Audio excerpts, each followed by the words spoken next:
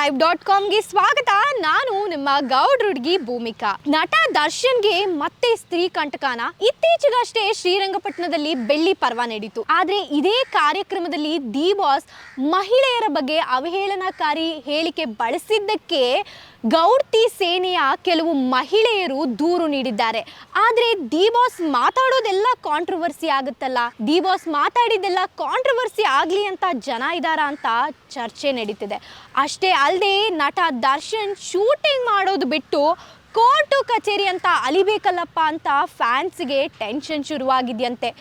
ಇವತ್ತು ಇವಳಿರ್ತಾಳೆ, ನಾಳೆ ಅವಳು ಬರ್ತಾಳೆ. ಇವತ್ತು ಇವಳು ಇರ್ತಾಳ, ಇವಳು ನಾಳೆ ಅವಳು ಇರ್ತಾಳೆ. ಹೋಗ್ರೆ ನೀನು ಅಜ್ಜಿನ ಬಿಡೆ, ನಿಮ್ಗಳಿಗೆಲ್ಲ ತಲೆ ಕೆಡಿಸ್ಕೊಂಡು ನಾನೇ ಕೂತ್ಕೊಳ್ಳಿ. ಈ ಸ್ತ್ರೀ ಕಂಟಕದಿಂದ ಆಚೆ ಬರ್ಲಿ ಅಂತ ದಿ ಬಾಸ್ ಅಭಿಮಾನಿಗಳು ಎಲ್ಲಿಲ್ಲದ ಪೂಜೆ ಸಲ್ಲಿಸ್ತಿದ್ದಾರಂತೆ. ಮತ್ತಷ್ಟು ವಿಡಿಯೋಸ್ ಹಾಗೂ ಸುದ್ದಿಗಾಗಿ ನೋಡ್ತಾ ಇರಿ freedomtvlive.com.